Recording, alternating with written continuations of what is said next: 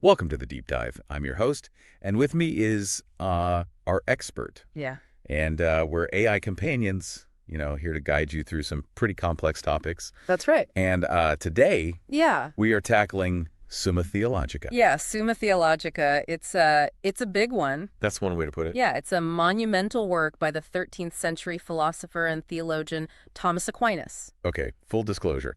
When I saw this on our list of upcoming deep dives, Yeah. I almost short-circuited. Really? I mean, theology, philosophy, 13th century, It's a lot. it's intimidating, to say the least. It can be, but that's what we're here for. Okay, good. Yeah, we're going to break it down, explore the structure, and hopefully make it a little less daunting. Well, I'm all for less daunting. So Yeah. for those of us who wouldn't know Thomas Aquinas from Thomas the Tank Engine, Right. what exactly is Summa Theologica? So imagine you're Thomas Aquinas, you're this brilliant Dominican friar living in the 13th century, and you set out to write the ultimate guide to Christian theology. A comprehensive explanation of the faith, and that's Summa Theologica, a massive work that covers a huge range of topics. Okay. We're talking thousands of articles, all meticulously organized. Thousands. Okay, that sounds thorough, but how do you even organize something that massive? Is it like chapters and verses? Not quite. Okay. What makes Summa Theologica so unique is its question-driven structure. Question-driven. Yeah. So like a giant philosophical FAQ. Did you say? So Aquinas just sat down and thought of every possible question about Christianity. Pretty much. He addresses questions like, does God exist? What is the nature of the soul? Okay, Is lying always wrong? Big questions, deep questions, the kind of questions that have resonated with thinkers for centuries. Okay, that's a pretty cool concept. Yeah. So it's not just a dry textbook. Yeah. It's like Aquinas is having a conversation with the reader, anticipating their doubts and questions. Exactly. And here's the thing. He doesn't just give a simple answer to each question. Mm-hmm. Instead, he takes you on this journey, leading you through a meticulous process of reasoning. All right, I'm intrigued. What's this process look like? So for each question, Aquinas first presents objections, arguments that go against the conclusion he wants to make. So he's acknowledging that there are other perspectives, other ways of looking at these issues. Right. That's pretty open-minded for a 13th century theologian. It is, and it's what makes the Summa so engaging. It's not about dogma, it's about grappling with these complex ideas. I like that. So after presenting the objections, he then offers a counter-argument, often drawing from scripture or the writings of other authoritative figures. It's like an intellectual sparring match. I can see how this would keep you on the edge of your seat. Yeah. What happens next? Then comes the main event, Aquinas' own argument, where he refutes each objection point by point. He carefully dismantles opposing viewpoints, using logic, philosophy, and theological reasoning to build his case. So it's structured like a debate, a back-and-forth exploration of ideas. Precisely, and this format repeats for every single question throughout the Summa. It's a rigorous intellectual workout, but it's also a testament to Aquinas' commitment to truth and his belief in the power of reason. But beyond these individual questions, the Summa also has a larger, overarching structure. Okay, so we've got these individual questions, each with its own internal debate. Right. How does it all fit together on a larger scale? What's the big picture? That's where the three parts of the Summa come in. 3 parts. Yeah, each part focuses on a different aspect of Christian belief, like a grand journey through the most fundamental questions of faith. A 3-part journey, huh? Tell me more. I'm ready to hit the road. What's the first stop? Part 1 is all about God. Okay. It delves into his existence, his nature, his attributes, the creation of the universe. So the big picture stuff, the foundations of Christian theology. Exactly. Okay, makes sense. Okay. What happens in part 2? Do we zoom back in? We do. Part 2 is all about us, humanity. Okay. It's where Aquinas explores our purpose, our actions, the concepts of good and evil, virtues and vices. It's about the moral and ethical dimensions of human life. Now that's what I call relatable content. I mean, who isn't grappling with those questions? What does it mean to live a good life? What are our responsibilities to each other? Exactly. It's like Aquinas anticipated the questions we'd still be asking centuries later. And finally, part 3. Okay. Part 3 is all about Christ, his role as the path to salvation, the sacraments of the church, and the ultimate end of human life in union with God. Okay, so it's like starting with the vastness of the cosmos. Right. Then focusing in on us humans and finally exploring how we connect back to the divine. Yeah. A pretty epic arc. It is. And this 3-part structure isn't just for show. It reflects Aquinas' belief in a hierarchy of knowledge. We move from the most fundamental truths about God to a deeper understanding of ourselves and our place in the universe. I'm starting to see why this work has had such a lasting impact. Aquinas isn't just presenting a set of doctrines. He's taking us on an intellectual journey, inviting us to think critically about these ideas. Exactly. And we've only just begun to scratch the surface. Within each of these three parts, there are further subdivisions called treatises, questions, and articles. It's remarkably detailed and nuanced. Okay, I'm sensing we need to zoom in a bit further, right? We're due. To get a feel for how Aquinas works his magic within this structure, how he tackles those individual questions with such depth and rigor. Exactly. But first, let's give our listeners a moment to absorb all this awesomeness. We'll be back in a flash to dive even deeper. Welcome back to our deep dive into the Summa Theologica. Back at it. We've been mapping out the overall structure of this massive work. But now let's get down to the nitty-gritty and see how Aquinas actually handles those individual questions. Yeah, let's get up close and personal with some of those philosophical FAQs. Show me what this question-driven structure looks like in action. Okay. Imagine you're flipping through the Summa and you stumble upon this question: whether God exists. Whoa, talk about a heavy hitter. You'd think that would be a given in a book about theology. Right. Why even ask the question? Well, because Aquinas wasn't afraid to confront the tough questions, even the seemingly obvious ones. And remember, he's writing this in the 13th century, a time when intellectual inquiry and debate were flourishing. So he's not just preaching to the choir. No. He's engaging in a genuine exploration of ideas. I like that. So how does he tackle this fundamental question? So first, he lays out 5 objections to the existence of God. 5. Yeah, he doesn't shy away from the skeptical perspective. 5? Okay, now I'm really interested. What kind of arguments is he bringing up?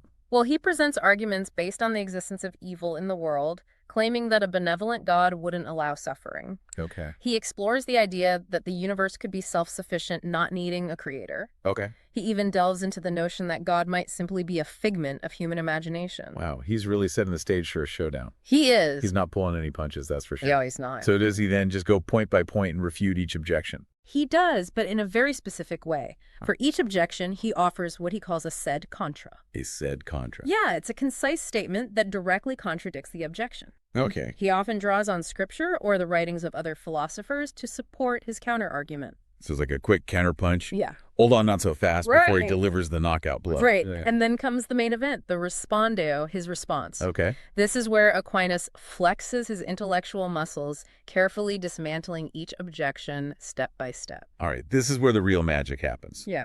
Give me an example of one of these objections and how he dismantles it. I want to see this master debater in action. Okay, let's take the classic problem of evil. Okay. The question of how a loving God can allow suffering to exist. Yeah, it's a question that still resonates today. It does. I'm all ears. What's Aquinas' response? So Aquinas argues that God might allow evil to exist for a greater good, Okay. a purpose that transcends our limited human understanding. He suggests that suffering, while difficult to comprehend, can ultimately contribute to a larger divine plan. There's not that God directly wills evil, but that he might permit it for a reason we can't fully grasp. Right. It's like a parent letting a child fall off their bike so they can learn to ride. That's a great analogy. Thanks. And this is just one example of how Aquinas tackles these complex questions, weaving together logic, philosophy, and theology to build his case.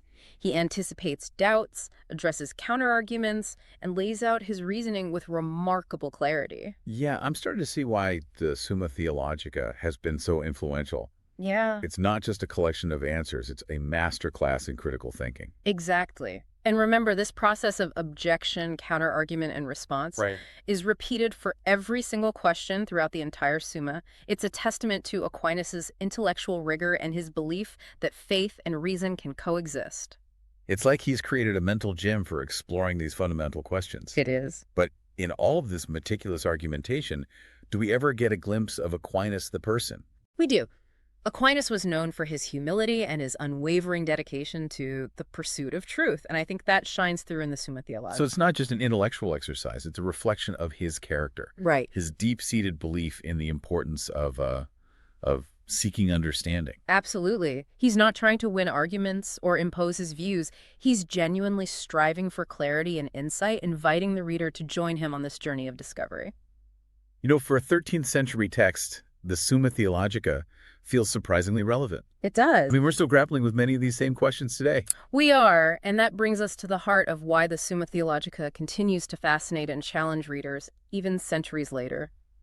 It's more than just a historical artifact. It offers timeless insights into the human condition, insights that can help us navigate the complexities of our modern world. Okay, I'm ready for part 3 of this deep dive. Okay. Let's explore the enduring relevance of this remarkable work. Right. Okay, so we've journeyed through this vast structure of the Summa Theologica, explored its question-driven format, and we've even witnessed Aquinas in action, dismantling those objections with laser-like precision.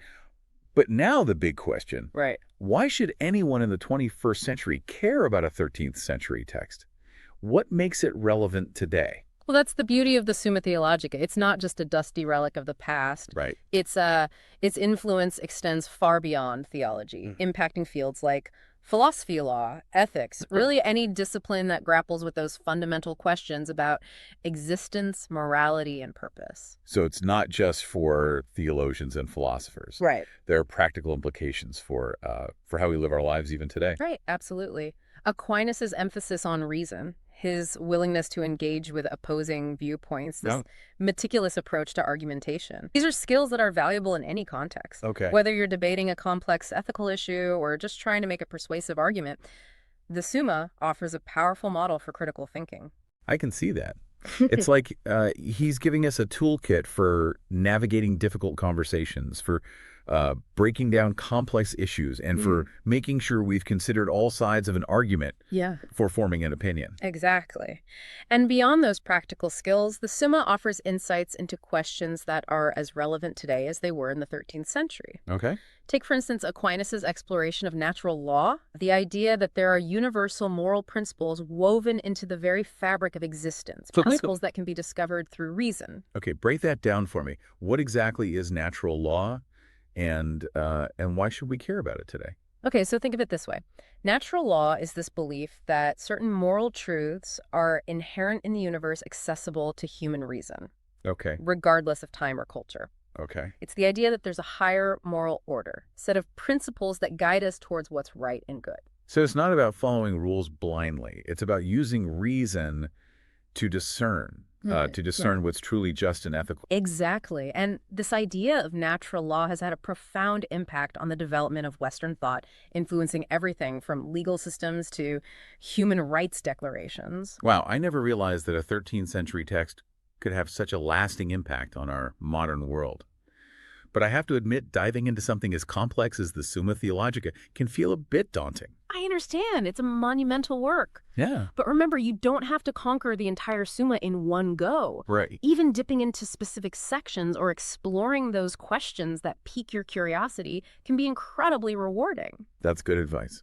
I think I'm starting to see the Summa less as an intimidating monolith and more as a treasure chest of fascinating ideas just waiting to be explored. That's the spirit. And remember, Aquinas himself believed that the pursuit of knowledge, the wrestling with those complex questions, is a journey worth undertaking. Well said. And on that note, I think it's time to wrap up our deep dive into the Summa Theologica. I have to say, I started this episode feeling a bit intimidated, but I'm walking away with a newfound appreciation for this. Me too. For this incredible work. And remember, we've only scratched the surface. Right. There's a whole world of fascinating ideas waiting to be discovered within those pages. So to our listeners, if you're feeling even a little bit intrigued, I encourage you to take a peek into the Summa Theologica. You might be surprised by what you find. And hey, if you get stuck, you know where to find us. Until next time, keep diving deep.